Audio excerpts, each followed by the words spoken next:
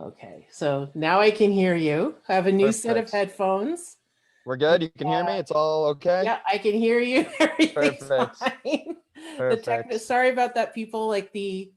There's something with my AirPods aren't working properly with my computer anymore. So, uh, note to self, don't use those. So, take two. Yes. So, welcome back to Shooting the Breeze. This is season 2, episode 8. And my guest today is David Haddad. Hello. David is a comic and musician based here in Ottawa, and he's the co-producer of Comedy at Swizzles, Mhm. which runs Monday nights when we're not in lockdown. So thank you for joining me, David, and Thank you for having thank me. you for your patience with the technical issues. It's okay. I don't know how any of this stuff works either, so I'm not one to judge. So So how have you been? How have you been? been pretty good. Keeping busy. It's been weird again. Obviously, we just keep getting these waves of lockdown again, and things getting sort of okay, and then worse, and all over the place. So I don't know. Yeah. Just trying to keep busy to keep my mind sane, I guess. So Exactly, yeah. exactly. Because I find like the initial one was just strange. Like everyone was like, it felt for a little while, it felt like that weird week between Christmas and New Year's, Yeah. where and then when we went into the second one, that one was hard, I found. The Yeah. the 30-day one in October, I think it was most of October. Yeah. And Yeah. I actually wasn't here. I skipped out on that one. So I was oh in right, the I was in the East right. Coast, so I got to sort of surpass that one, luckily. But so you guys have dealt with more than I have. I'm one behind, so one Right, lockdown you're one behind. behind. But yeah, like it's just so it's just a weird feeling right now with this one. Hmm. And then now with the curfew, but they don't want to call it a curfew. It's like stay at home, which we've been doing. Yeah, So totally. Oh, it's just I can hear a little bit of playback. I don't know if that's anything. oh, oh, that's me. Okay. I'm a disaster. No I worries. found No it on worries. my phone and I didn't take the volume off.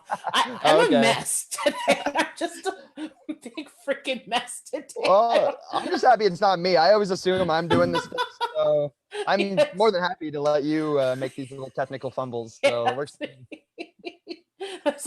That's my old person coming out. Like, what's happening? I don't know what's going. Yeah, that was totally me. That was Oh totally wow. me. Anyway, sorry to interrupt. That's okay. That's okay.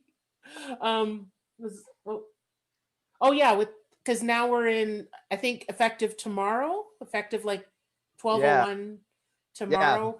We have the exactly. stay-at-home order, Totally. which I guess we can get fined or whatever if we're out after 8 o'clock. Yeah, it's confusing kind of. I've heard sort of different versions of what's happening, and I've heard like you're allowed to be outside with groups of 5, but if you get caught, you still get in trouble. So it doesn't sound like you are allowed. I don't know. I don't really know what's going on. Yeah. I just am sort of trying to keep my head down with this whole thing. I work a little bit. I'm able to even I think with this, I think I'm still allowed to work because I'm well, I'm a dog walker, but I'm currently only walking one dog, and it's for a blind woman, and so that's still sort of an essential thing for her. She just Hmm. literally needs someone to walk her dog, so I'm Right. still doing that every day. So that gives me a little bit of normalcy, which is nice. I mean, it's only half an hour, but it gets me at least At least you're something. outside for for half an hour. Yeah. Exactly. Yeah, exactly. Because I think there are exceptions if you're walking a dog, like Yeah. if you like Yeah, even just your after own dog. Yeah, your own you're allowed. dog or a dog, but you Yeah. can't walk people because there was No. something. There was. No, no Did you see furries. this No in the? furries on a leash. No, I didn't know that. Is that a thing? Yeah, I Okay. think in Montreal, like a woman. Wow. I think she was fined for walking her slave. Oh, Like it wow. was a kink thing, like the dom Okay. thing, and they stopped her, and she's like, "Don't you kink shame me," sort of thing. And so She they kind had of has a to. point, I guess. So I think they have to be specific, like you could only walk a dog, Yeah, on a leash or exactly. something. Well, what if a person sexually identifies as a dog like that person did? I don't know. That it starts getting confusing It's and murky there, so I don't it's know. getting murky. Exactly. Like the lines are blurred. Like we don't know. Yeah. But yeah, that happened. I think it was over the weekend, but it Oh, was wow. fairly like within the last couple of days. I thought that was pretty That's funny. crazy. Yeah, that is. I didn't know that. Pretty funny because I didn't even think of that. That, oh No. yeah, there's gonna be somebody walking their person. Yeah. I wonder if the fine, imagine if the fine was just like part of the kink for them. They're like, good, give me the Yeah, fine. yeah. Like, just, Give me a nice big fine. I like it. Oh, I like a hefty fine. Yeah, that could be part of it. We don't know. That could be part of it. You never know. Yeah. You never know what's gonna turn someo's crank, No, certainly not. Certainly not. Or maybe they discover, oh, we like big fines too. Yeah. Well, I don't like big fines, so I will not be doing that. I Same. will strictly be walking professional dogs, not people or lovers. No, I'm not against. I'm not kink shaming, but I don't want the money charge. No, The charge. exactly. I don't want to pay a fine. I don't want to get in trouble. So No, absolutely. yeah. I'll just keep doing what I've been doing for the last 11 months or 10 months or something. It's wild. Yeah, I think it's wild that we're still in it. But yeah, like if you think about it, if they had told us in March, we need to be locked down for a year, yeah, people would have gone mental. Yeah, it makes you wonder if they anticipated this and they just sort of had the wherewithal to know we'd freak out, like, which is kind of fair. Like if someone told me that, I'd like, fuck that. I don't know how I would react. Like, exactly. I know it wouldn't be good. No, definitely not. Because that at least they broke it up for us a little bit, but yeah, I guess. But to know that you're going to be locked away or locked up and like very limited human contact for a year at least, like that's people that would be dangerous for people. It's true. We've had our moments though. Like we've had our moments where it almost seemed normal, like in comedy even. Like there's been windows of time where for like a month and a half it almost feels like the old days again. And so that's been nice, and hopefully we get a couple more of those every once in a while before things hopefully get better overall. So like how were things for you, like when we went, like before, actually, say from when things reopened in July to when you went to the East Coast? Like how was performing and stuff for you then? It was a slow build to semi-normalcy. So it started weird. I think the first show I did was like a Trevor's Pad show at Yuck Yucks. There was like 6 people in the audience. Everyone's unsure of if we should even be there. There's the plexiglass, which is a whole strange thing to get used to. Performing behind plexiglass is very weird. So you performed at the Absolute Comedy in Kingston since this has happened, right? Yeah. That to me has been the most crazy plexiglass. It's like looking in 3 mirrors. Like funhouse mirrors. Yeah, while you're performing. It's really, really weird. Because you see yourself here, and you can only see like the front table. Yeah, and like only like their hands and elbows pretty much. Like the 2 people right at the front of the table, that's it. And then just the void after. Yeah. I was on a show there like a month ago, and the headliner, Nick Reynoldson, he was trying to do crowd work, and he was sort of trying to like get a better look at them, and he actually stepped off the stage and kind of fell into the thing because he was, and he made it really funny. He made it super funny, but he literally was just trying to get a better look at them because they were trying to talk to him, and he just couldn't do it. And because it's like, I can hear you, but I don't know where you are. And even your hearing is affected behind there. Totally. It's weird, but so to answer your question, it was just sort of a lot of different experiences, I guess, because I'd think I got used to it, and then I'd go to a show like that and be like, oh, I was not prepared for this. I mean, it was fine, but it was just weird.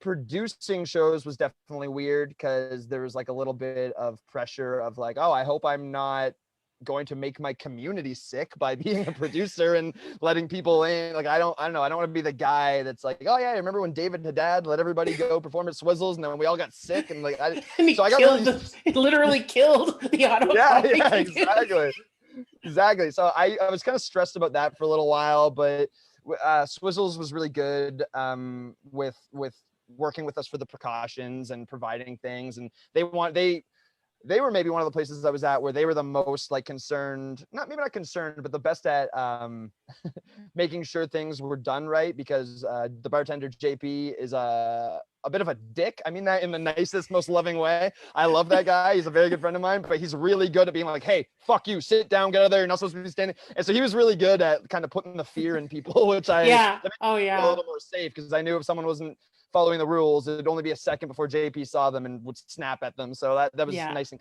because he snapped at me. Actually, once he slapped me on the ass once. Okay. Because I was leaning over to get my camera.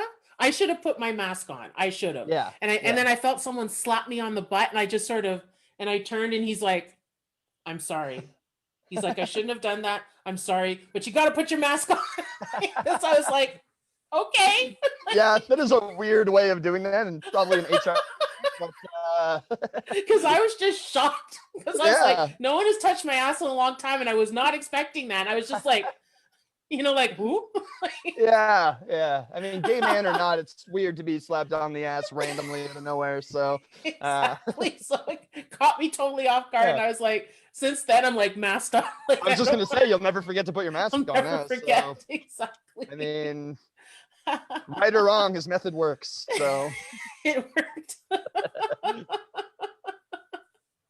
Yeah, but the thing is, like, I've noticed that like a lot, like the 3 or 4 places that I've gone that I went to comedy in Ottawa for were like, they took it seriously. Oh yeah. They took it seriously. If we didn't have comedy. We needed to, right? It's exactly. Like, that's the way I looked at it. It was like, I had no patience for fucking around with the rules, because we just want to do this, right? Like, I just want to be able to do this. I want my friends to be able to do it. I want the community to be able to do it. So it's just like, I didn't have any patience, and that's why I was glad to be working with Swizzles, because they certainly didn't have any patience for it. So it was nice to know that was it. But like you said, a lot of the places, Yuck Yucks was also fantastic for everything. Absolute comedy. I went there, and the owner looked like he was gonna have like an anxiety attack. Like, that's how on top of everything he was. Like, everyone's wearing the mask, right? Like, so they just want to make sure everything's working properly. Like, because God forbid if like, say someone, because we've heard stories of people like saying that they're not sick when they were, or they they weren't out of the country when they were, and stuff like that. And I can't even imagine like the feeling if something was traced back to like your establishment after you felt like you've done everything. Yeah. Like, that would be terrible. That must feel really bad, Yeah, it would make you feel bad. It would stick with your reputation forever, probably, even after this. Like, oh, that's that place that was gross during a pandemic or whatever. Like, so it's in everyone's best interest just to not fuck around and just make sure. Because like you said, people who just don't do the things they're supposed to do. Like, when I went to the East Coast, the day I landed, there was someone from Toronto who went to an old folks home in Moncton, and they didn't do any self-isolation first, and they got people sick. That was one of the first like major cases that they'd had. They'd been really, really good in Moncton, and then some asshole just decided from a hot spot. Yeah, exactly. Oh. And like, when I went there, I went to my folks have a cottage. So me and my dad went to my cottage. We spent 2 weeks there. We didn't see anybody. It was just the two of us. And then when we were it was beautiful. I remember seeing your stories and your pictures, and like the ocean, and you had like good food, and totally. like that's, you did it in style. That's the way you do it. It was like a little vacation. Yeah, it was actually pretty awesome. Him and I just watched, like, we just would drink, eat good food, watch, we binged the shows Ozark and The Boys the entire time we were there. We just watched good TV. It was a good time. I actually had a pretty good isolation. So I don't know why some dick from Toronto couldn't do the same thing and not get, especially if you're going to an old folks home. That's like why you're going there. And that's like the whole thing we know about this. Yeah. Is careful around old people. Like, exactly. They're the most vulnerable. And it's like, God, because I know people who haven't seen their grandparents or their parents in months because they can't go. Totally. So, oh my God. Yeah. Cause I know when I, last year at the beginning, I had been in Jamaica for a week. Oh, cool. And I came back on the 12th of March. Mm-hmm. And I had flown out of Montreal because I went with my sister and brother-in-law. And then that night I drove back. and it was the Monday, because when I flew back, they were saying if you were coming from certain countries like Italy or certain places in Europe to isolate. Everywhere else you're fine. But then Okay. I think by the weekend, I think by the Sunday, they were saying if you've been out of the country at any point, self-isolate for 2 weeks. Yeah, totally. So I know from the Sunday, yeah. Yeah. You having some cat issues over there? What's up? Yeah, I have like cat issues. Yeah, because I have 3 cats. Yeah. And I got a new one. I got a COVID cat in the summer, and Okay. she's younger than the other 2, and she wants to play, but she's aggressive. She doesn't know how. So and they don't yeah. have the So patience, there's one here. She's totally puffed out because she's pissed off. Yeah. So every now and then there's some like thing happens because someone got too close. Yeah. Some drama. Yeah. Some drama. But no, what you were saying about, just like the isolating, it's funny, like, it's not really, I mean, it's a bit of a pain in the ass, obviously, to spend 14 days like that, but I mean, you just got to do it. My parents, they've done it like 3 times now, I think, because they've just wanted to like come see me or whatever, or they were in Florida when everything went down, so they had to do it when they first got back. And then they came to visit me in August for my birthday. So then on the way back, they had to do it again for another 2 weeks. And then when I came down, my dad didn't want me to be alone at the cottage. So he was like, oh, I'll just self-isolate again for 2 weeks. And I was like, Jesus, that's a lot. I don't know anyone that's done it 3 times yet, and I think they're coming here in February if they can, depending on how things go. And so they'll have to do it. It'll be a 4th time for him self-isolating after that. So yeah, it's crazy. Yeah, because one of my good friends, her husband lives in France. She's in Montreal, and he's in France. He's here now. Okay. Like he's been here for a few weeks. I think he's going back next week, but the same thing, like, because I think she's gone over there twice. Yeah. And self-isolated for 2 weeks there. Mm-hmm. Then she spent like a month. And then when she came back here, she's, self-isolated for 2 weeks. It's just, you got to do what you got to do. Yeah. And then when he came, they self-isolated, and, it's just, that's what you have to do. Like if you need to travel somewhere, or you need to go somewhere, that's just part of. That's the way it is now. Yeah, that's the way it is. It's a protocol, So sucks, but I don't know. Yeah, it's going to be like that for a little while at least, Yeah. But oh well. I'm just like, let's keep everybody healthy and hopefully no one gets sick. Oh, and hopefully people stay safe and everything. So absolutely. Yeah. So, this is like the first time that like we're really like just sitting down and chatting, and because we know each other, obviously, but we've never really like talked. No, more than like just this. Like conversations at a bar for a show, here and there for a night, but not like a full sit down conversation. Yeah, nice. Like tell me about your life. Like we've never done that. So, like how long have you been doing comedy, and how did you get started? I've been doing it 4 years now. Probably 4 years, like in a couple days, actually, something like that. Pretty soon, around this month, anyway.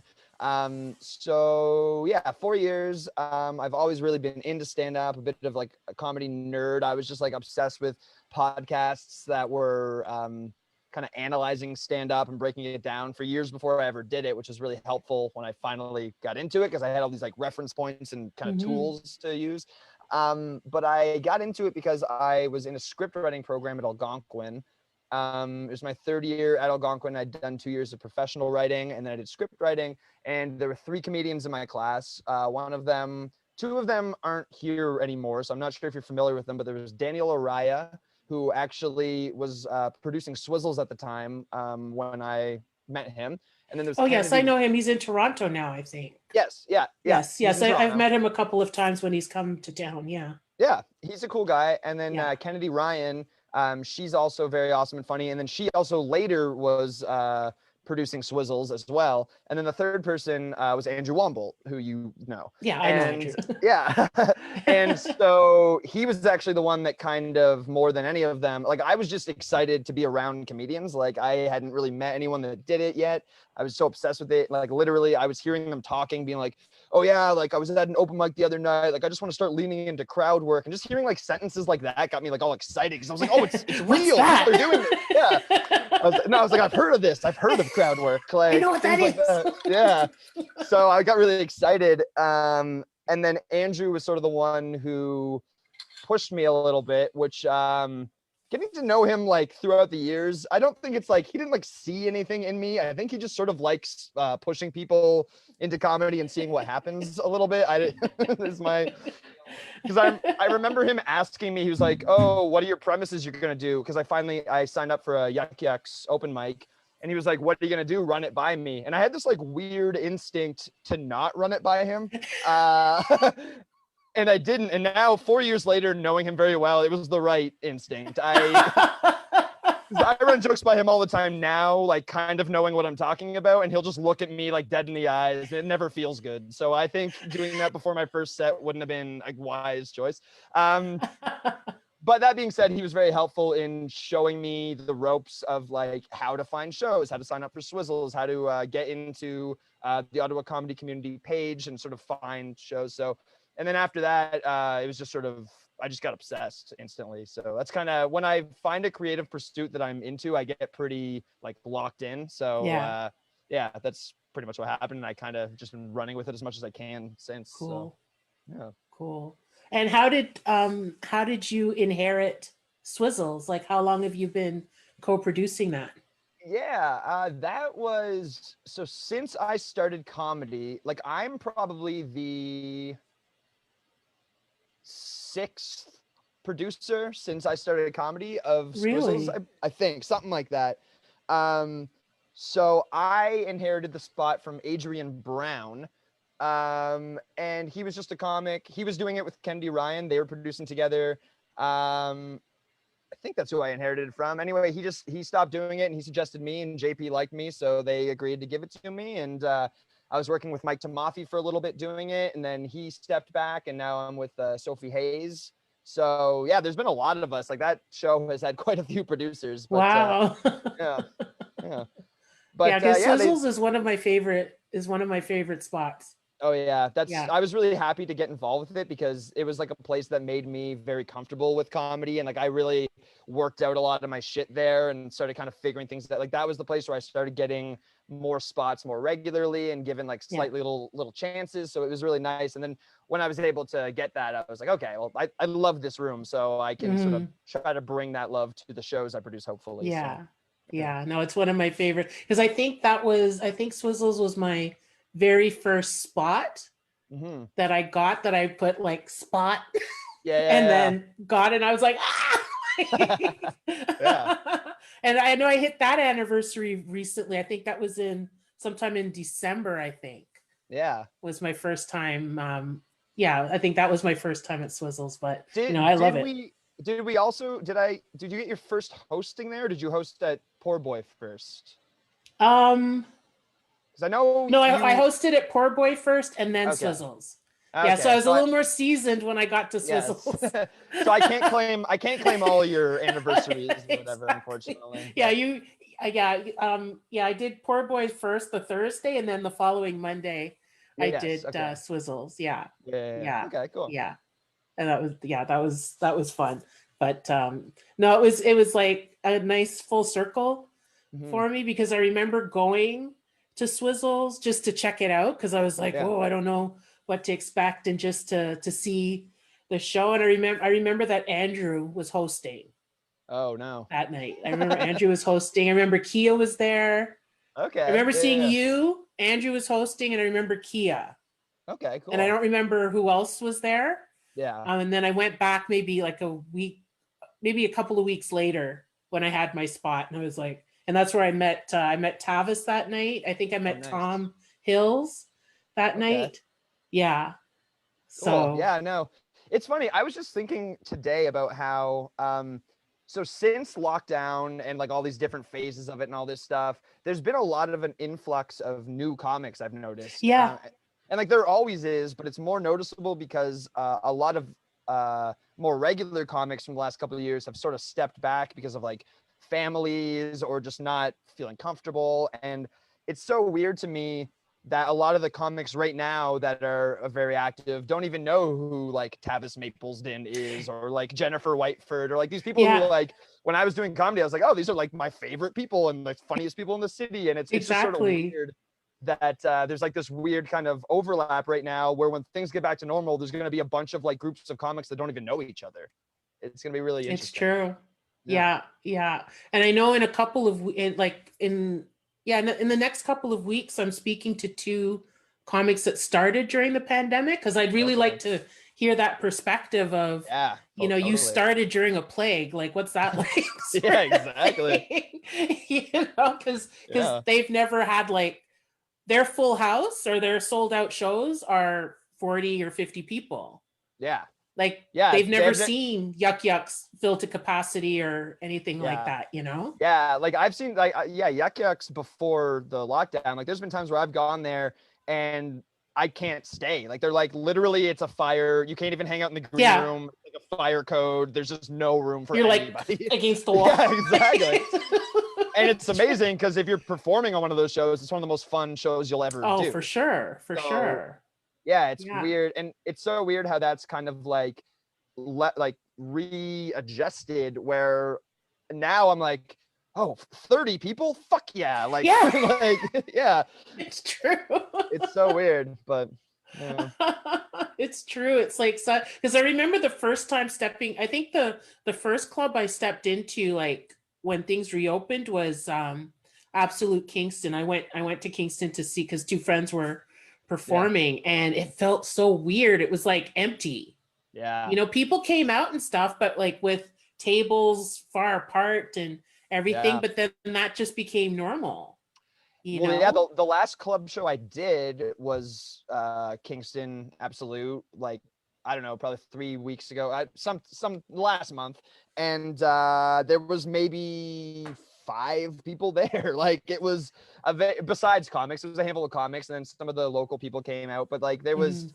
like no one there, but it was like really fun still. Cause like I think Yeah. we've all learned you just kind of have to be like, well, it's how it is, the Hmm. new normal or whatever. You just have to grip it and bear it and make the best with what you got. And Exactly. And make whoever's there, make them laugh.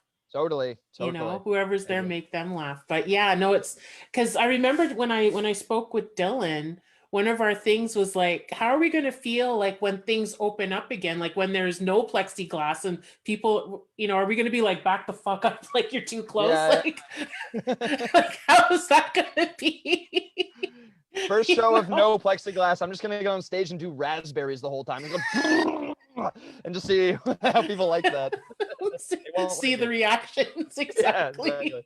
Exactly, because like I remember like how close tables would be to the stage, where if you took a misstep you could kick someone's beer off the table, Totally. or you know what I mean. And Oh yeah. Well, there was a time at comedy clubs you would just be forced to sit with random people you didn't know because you're just at like a long table or a table stuck together or whatever, and that's yeah, not a thing anymore. That would never happen no, now. So oh yeah, where you yeah, would sit and you're like literally rubbing shoulders with people yeah, next to you, and totally. yeah, just yeah, so it's like I find it's amazing how quickly we can adapt to things, and how quickly and equally how quickly we can forget Yeah, what things were absolutely, like. absolutely.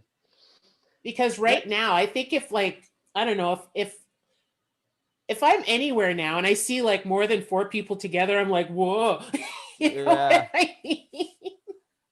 There's a lot And of weird things. There's a lot of weird adjustments I've been noticing. Like it's so funny that like the mask thing has become such a part of everybody's lives that like I've been realizing lately that when I'm wearing like a disposable, like one of those blue masks, and I see someone with like a reusable mask, I feel like an asshole because I'm like, me too.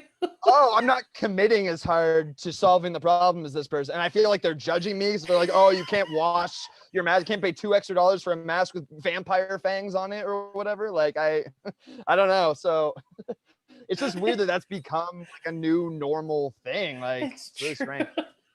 Because the Yeah. thing is, like, I've gone through so many masks. Like, I want to say at least a dozen, like, cloth masks. Like, I don't use them. I use the disposable ones. I just find I can breathe easier Yeah, me in too. them, Me you too. know?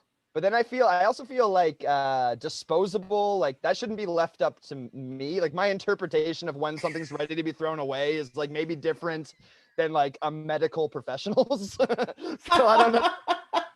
It shouldn't be left to me, I don't think. I don't agree with that. So Because I know, like, if I'm wearing makeup, it's like one use because all my that's makeup's true. on the inside. But like, Yeah. say, like the last couple of weeks, I'm not wearing makeup. I might use it like three days or something, Yeah, totally. and then toss it. But yeah, I'm Yeah. like, I've got all these reusable masks that I should be using, but I don't Yeah. know. I just prefer the disposable ones. Yeah, And they're I think easier, they're thinner, and they're easier to deal with. And I think I know what that stemmed from because I remember when I was in Kingston in the summer, it was like that weekend was hot. It was like mhm. stupid hot. And I had a cloth one and it got wet Oh no. from all the like just the heat and the breathing. And I was like, this is disgusting. And I Yeah, remember it's I like had disposable ones and I wore those for the rest of the weekend because I was like, this is disgusting. yeah, absolutely. Thank God we don't have to do comedy when we do get to do comedy. Thank God we don't have to wear masks. That would be the worst. Yeah. It would Yeah, that would really, be hard. I Yeah. think that would be a little too much of a hurdle. Like, I don't know. I'd probably try it, but it would be annoying. You'd lose a lot of expression, like laughs you can get off facial expressions and stuff. Yeah, You'd lose because a your lot of face, that. half your face is covered up. Exactly. Yeah, yeah. It would just be so Exactly. weird. And I've noticed that I'm mask deaf. Like if Oh yeah? someone's wearing a mask, I didn't realize how much I read lips Yeah, until that sounds somebody's like you lips are might just covered. be, yeah, you might just be deaf. It sounds like it sounds like you need to read lips. I don't know if it's mask deaf necessarily. Uh, but Because yeah, I think I'm just deaf. It's true because people would be like up close to me saying something and I'm like, I don't understand. I yeah. don't know what you're saying to me. Oh, totally. I do have really bad hearing. Like I was in bands for like a decade and I was never like wearing protection or anything. So I have like Okay. super damaged hearing. And so even like the layer of mask, like that muffleness can really fuck with me sometimes. Like Yeah. I hear even without a mask, I hear sentences from people that they've never said. You know what I mean? You say something to me, I hear a totally different sentence. And like, what do you mean the barracudas are coming? They're like, I didn't say anything about that. Feel like I said nothing about barracudas. I said I'd love to canoe this summer. I don't know what you're talking about. Like, oh, I don't know. Masks don't make it easier for sure. Yeah, definitely, definitely, definitely. What's been your best experience with stand-up so far? And then conversely, your worst. Okay. One of my most fun experiences, maybe, like I've had a lot of really fun, like good experiences, but as far as like, I don't know, I haven't really opened for that many people that are like big names or anything. But I had a really fun experience with meeting John Doerr a couple times, who is Oh, like a wow. huge hero of mine as like And a he's from comedian. Ottawa, right? Yeah, exactly. So yeah, he's from Ottawa. So not only is he like a comedian, like a comedic hero of mine, but he's like a Canadian comedian hero of mine, which is it's so nice when we have like good ones, you know what I mean? And we do. Ottawa specifically has some really, really great comedic history. Yeah.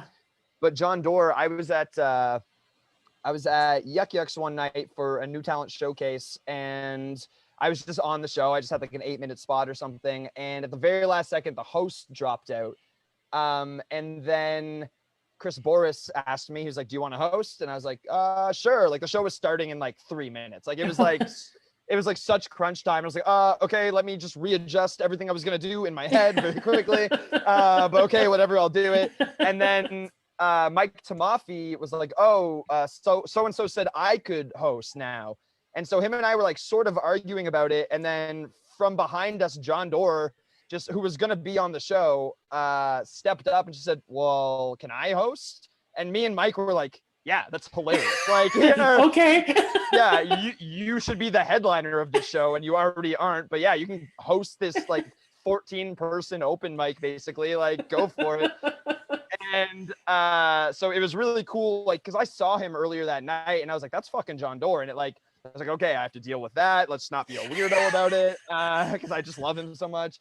And then I was like, okay, maybe I'm going to be the host. Let's like be chill. And then I was like, okay, now John's doing it. And that was really cool. And then he was just so cool. I've noticed with like bigger Canadian comedians I've met, like him or like Jeremy Hotz, or Tom Green, that I don't know if this is a Canadian comedian thing, but they speak to us, at least in my experience, as equals, which is really cool because we're not. Like, like Jeremy Hotz said he got off stage and Jennifer Whiteford and I were talking to him, and we were just asking him how it was and how he felt about his set. And he was like, oh, it was really fun. He's like, you know, like, I'm just at this point where I can just go up there and I can just say whatever I want and they're on board. And then he was like, you guys know what I'm talking about. You're comics. And we're like, we don't know what you're talking about. You're Tell us. like yeah, you're like a 20-year veteran who's like done all this amazing stuff. It's like, I have no idea what you're talking about, but it's so nice of them to just be like, well, yeah, we're all in it together, kind of, which is the sense I've gotten from people like John Doerr and Jeremy Hotz and Tom Green. Yeah. And anytime I've talked to them, and that's just so cool. I have a feeling it's maybe a Canadian thing. I think it is. Yeah. Yeah, it could just be a comedian thing because there is a bit of, everyone talks about like being in the trenches or whatever, like as you go through very similar weird experiences that a lot of other people don't go through. So in that weird way, you and I can relate to someone like Tom Green more than your average person could. You know what I mean? So Yeah. but yeah, so that experience with John Doerr and just hanging out, and like he was in the green room literally being like, hey, what do you think about this tag? And I was like, holy fuck, like just like things like that, like just me and him. And then I'm like, and I like gave him a tag idea and he tried it on stage, and like he was giving me weed oil capsules the entire time, and like it was just fun. He was just being cool, like I don't know, That's awesome. Yeah, so that was a really that's one of my favorite experiences in comedy, was just hanging out with like literally a hero of mine and him acting like it was just nothing. Like he's just like, yeah, we're just basically friends, is how he was acting. And I was like, that's so cool. That warms my heart to hear that. I love that. I love that. Another cool thing about John Doerr is when he comes to town, he's not above doing open mics. Like he's done the Wellington Eatery when Bureaucracy was functioning. He came down to Bureaucracy and did a spot there, and like he's not above anything. He just wants to do spots, right? Right. So, just like, wants to work. Yeah. Well, like he was practicing for filming a TV show that he was hosting. So he literally was like coming to our shitty open mics and doing stuff to then go to Montreal or Toronto or whatever and film these like JFL TV shows. And it's just like, it's so cool that he's just like, he just doesn't seem to have much ego about it. So, yeah. I love hearing stuff like that. I love hearing stuff like that. You know, when they're still down to earth and everything, like that's totally. Well, yeah, I love hearing that. Another story about that kind of is I was in New York last I think November for the New York Comedy Festival. I went to watch a bunch of stuff. I went to the Comedy Cellar a few times, saw some great shows there. I saw Pete Holmes, John Mulaney, Nate Bargatze. Like it was an amazing time. Oh wow. Yeah, it was so good. And one night I was leaving the Cellar, and there's this comedian I really like, Joe DeRosa, and I had seen him that night. He had kind of an okay set, or like I thought it was really good, but I could tell he didn't feel great about it. And then after the show, I saw him out front of a bar, and I was like, "Hey Joe, like I'm a huge fan of your podcast," and like blah blah blah. And he he kind of brushed me off. I think he wasn't having the best night. He was sort of just like, "Yeah, thanks, man, whatever." And like he just sort of kept smoking, and he was having a cigarette with someone, and I kind of looked over, and I was like, "Oh, hey, Tom Green," and he was like, "Hey." And then I was like, hey, not to be a weirdo, but like, I'm a comedian out of Ottawa. And he was like, oh, cool. He's like, you must know Howard Wegman. You must know Waffling as well. Like he started just saying, and we were just talking. And he was like, because we had this one little connection, he was more than happy to have like a 15-minute conversation with me on the side of the road in New York City. Wow. And it was kind of funny because this guy whose podcast I love, who I went up and was like, hey, I'm like, I literally used the name of like what the fans are called. I was like, hey, I'm a blah, blah, blah. And he's like, oh, cool, whatever, man. And then Tom Green was just like, hey, let's talk about Ottawa comedy. And I was like, hell yeah. And then my father, who I was with, he still talks about this all the time because I guess a homeless woman came up to us while we were all talking. And she was just like, hey, I'm just looking for some money. And Tom Green, without thinking, just reached into his pocket, pulled out a $20 bill, handed it to her. And we just sort of kept having our conversation. And that left such an impression on my dad. He was just like, because he was like, do you think if you ever met Tom Green again, he'll remember you? And I was like, no, I don't think he'll remember me. And he was like, well, I don't know. Someone who just so thoughtlessly gives someone money like that without thinking about it, I think someone like that would remember you. And I was like, okay, Dad, whatever. I'm glad that it's so funny. My dad just thinks Tom Green is like the salt of the earth. And like, I don't think he's ever seen clips of him like humping dead animals or anything. I don't think he knows that side of him. He just saw him like just give without thinking to a homeless person. So, which is nice. Your dad is so pure. Yeah. He's so innocent and pure. That's sweet. Yeah, he's clearly never seen Freddie Got Fingered, so it would break his heart. It'd break his heart for sure. Oh my God. What is he doing to that elephant? I don't know if you've ever seen that movie. It gets really No, I've gross. never seen it. It's really, really gross. I don't necessarily recommend it. Your poor dad's like, why? Yeah. Oh, that's funny. That's funny. Well, those are great. Those are pretty great experiences. Yeah, I know. You I know? think so. Those aren't really my like comedic experiences, but interacting with like top tier comedians is just really cool that they can be so chill. Oh yeah. Wow, that's cool. That's cool.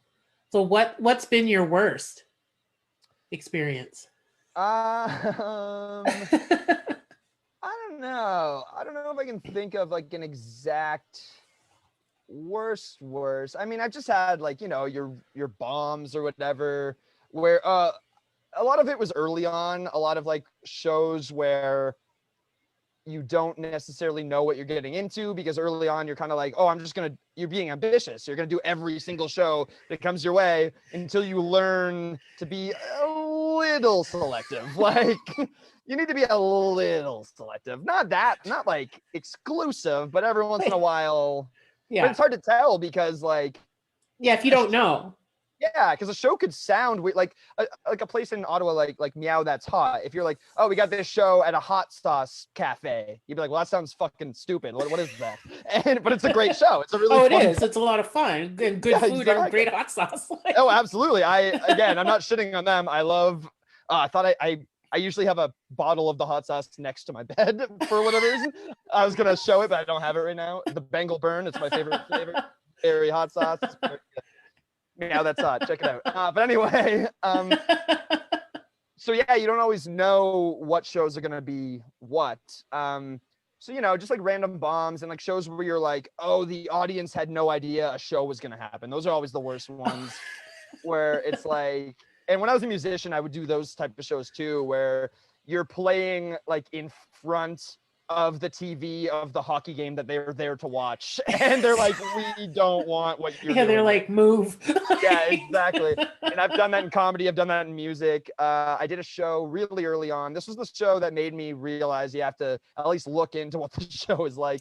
I did a show and there was no microphone at the last second. Like literally. Do you think that's like the most basic part of the show? It is the most basic part. And yeah, this person was like, a minute before the show, was just like, hey, so just letting you guys know, we had a mix up. We don't have a microphone. So we're actually going to do like a bit of a coffee house style thing. We all kind of laughed thinking they were joking. Yeah. And then they stepped even coffee on house stage. style things have microphones. Exactly. It doesn't even make any sense. Yeah. And then like the person got on stage and just like began to host without a microphone. And we're like, oh, this is. Oh, shit. Yeah. And my God.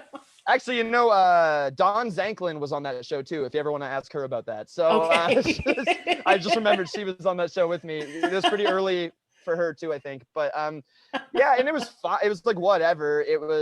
I did it. I got up and I just yelled. I know how to project. I can do that.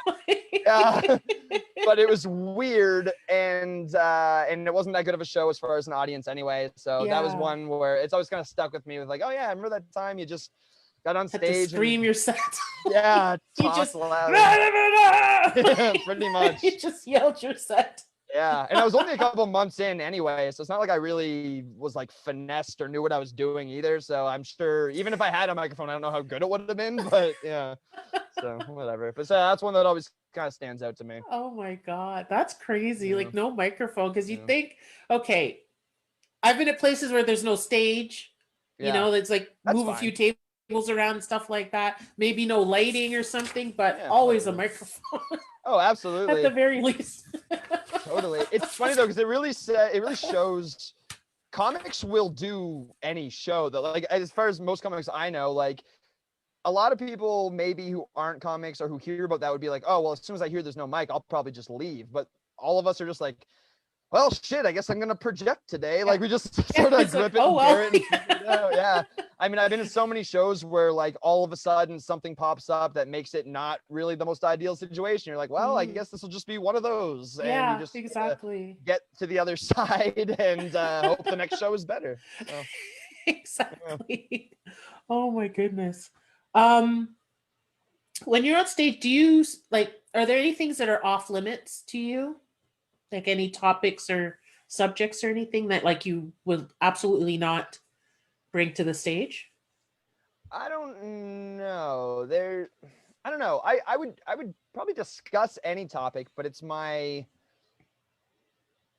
guess just like the way I am in real life. There's certain things that I wouldn't do. Like I wouldn't harass a minority in real life. You know what I mean? So I probably wouldn't punch down against minorities on stage either, right? Like I could maybe talk about minorities, but even then I'd feel weird about it. So it's not like off limits, but there's like I guess it's not topic, it's temperament. You know what I mean? It's temperament, it's personality, it's the way your principles and morals kind of translate from like you as a person to you as an onstage comedian. So it's not that anything is off topic, but there's just certain things that no matter what the topic is, I'm just predispositioned to tackle it in a certain way based on who I am as a person.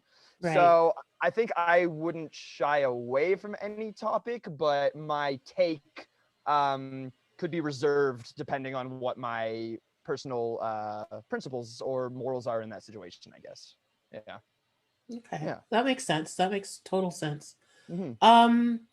What sort of qualities, like, are there qualities in comedians, like whether it's like comedians like us or like higher tier, like famous comedians that you really admire? Yeah.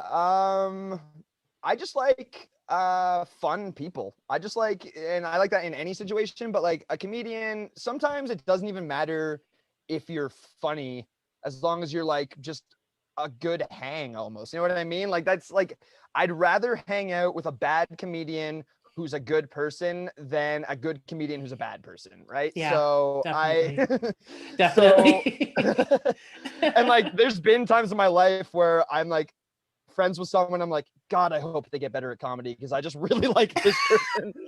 And 9 times out of 10 they do. They do. So yeah, so I mean, I guess I just like, yeah, I just look for in comedians, the trait I like is just someone who's a good time, chill, an easy person to talk to, and that also like that'll get you forgiveness for sometimes even being like a little more edgy than I like, you know what I mean? Like if someone's a little more, because I'm not necessarily the most edgy guy, I'll say some things, but I don't really push the edge very often. I might sometimes stumble across the edge, but I'm never really pushing for it. So I don't know, some people that do that, I'm not a big fan of that style of comedy of just like, okay, what's the most crazy thing I can do? Yeah. But if I know you're just like a good person and a fun person and you just sort of like to experiment in that direction, then whatever. It's everyone can do whatever they want. So yeah. Oh, that's cool. That's cool. Who's your favorite comic? Like, do you have a favorite?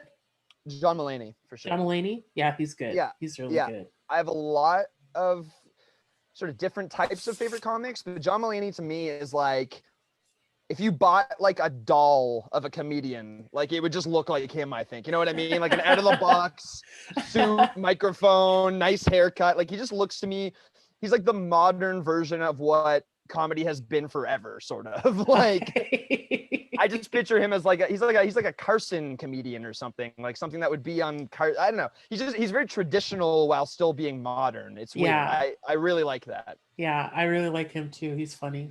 He's a lot of fun. Yeah, he's the best. When I saw him, so when I was in New York, I went to see Pete Holmes, and it was in like a Masonic temple or something, and it was full. It was like a packed, huge room, and there was a a host. There was like an opener host, I guess. Her name was Lara Bites. She's really funny. And then it was just supposed to be Pete after that. And then she, in the middle of her set, was like, "Oh, I'm getting word from the side that we have a guest drop in." So unannounced, John Mulaney dropped in and did 45 minutes of just. He walked on. He was wearing like a sweater and a hat. Like he was just like, it was so casual. He had notes in his pocket he would pull out. He was just working shit out, which like, imagine being at the level where you're like, "Hey, I got some things to work out. Can I do a loose 45 at your sold out Masonic temple?" And there's like, "Yeah, for sure." So sold out show. Yeah. Okay. Just And he drop it. yeah, it's so nuts. And it was so good. And it was all stuff he was working on for his SNL monologue like a few months later. So I saw the monologue and I was like, "Oh, I saw those jokes." So it was such a cool experience to see that. That's amazing. That's amazing. Yeah, I love John Mulaney. Oh, wow. Because I know I saw something on, I think it was during the summer. I watched, it was Ray Romano. It was on a special of his on Netflix where he went to three clubs that he used to do. Yeah, like in New York, back in the day. It literally shows him walking from like one across the street to the other. Yeah, exactly. It was like they were all like on the same block or something, and he just walks in, and people are like flipping out, and he'd go and do like 20 minutes there, and then thanks a lot, leave, go to the next place. Yeah, and, a friend of mine was at one of those shows. A friend of mine from Ottawa was just randomly in New York watching shows and saw Ray Romano, and it was being filmed and everything. So I think it was either practicing for that or part of the special. Of that. Yeah, because everybody in the club was like like he'd walk by and people would be like, "Oh," just totally flipped out. Like, and I was like, that would have been so much fun.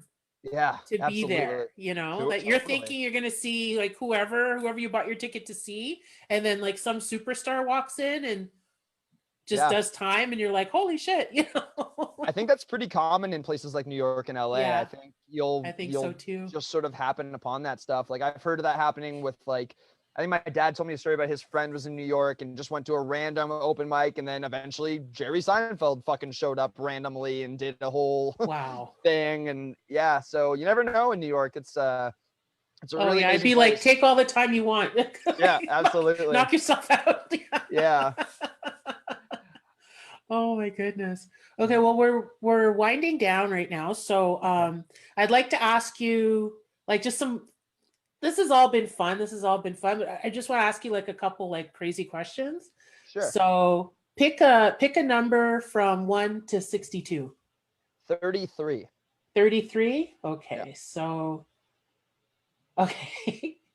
this question is, what would your perfect murder weapon be and why? Oh, okay. Well, my mind instantly went to that old like riddle of like stabbing someone with an icicle or whatever. So it like it dissolves and there's no murder weapon left behind.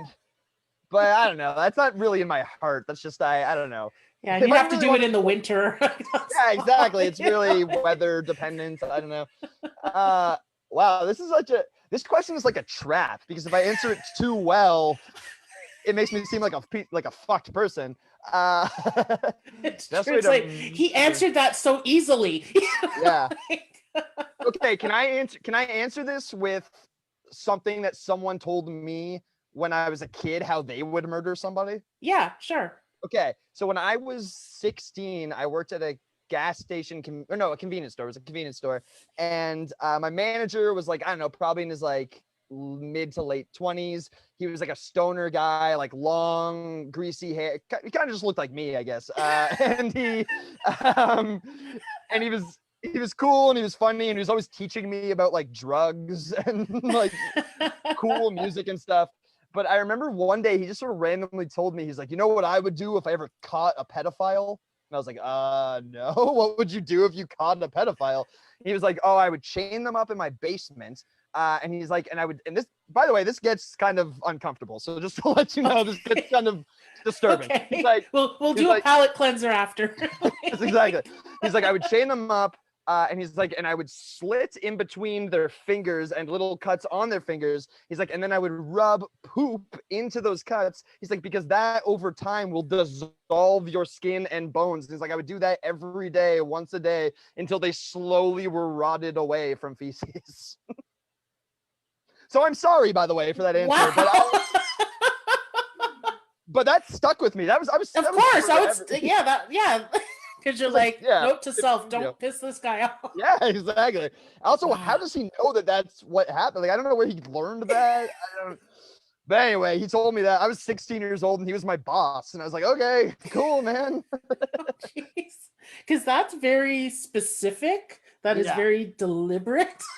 I also don't think we were talking about pedophiles or murder. I think he was like, hey, you know what I would do if I caught a pedophile? And I was like, okay. Like he wasn't asked the question.